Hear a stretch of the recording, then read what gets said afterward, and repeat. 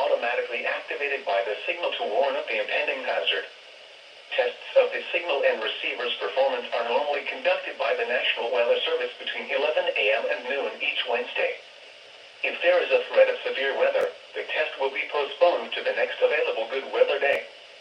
Reception of this broadcast, and especially the warning alarm tone, will vary at any given location.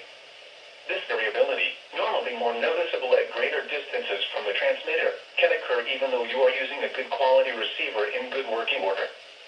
The warning alarm tone will be activated for hazardous watches and warnings for the following counties: Champaign, Clark, Delaware, Fairfield, Fayette, Franklin, Greene, Hocking, Knox, Licking, Madison, Marion, Morrow, Muskingum, Perry, Pickaway, and Union.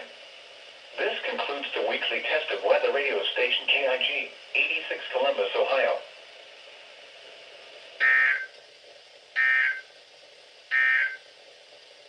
Now looking at the weather.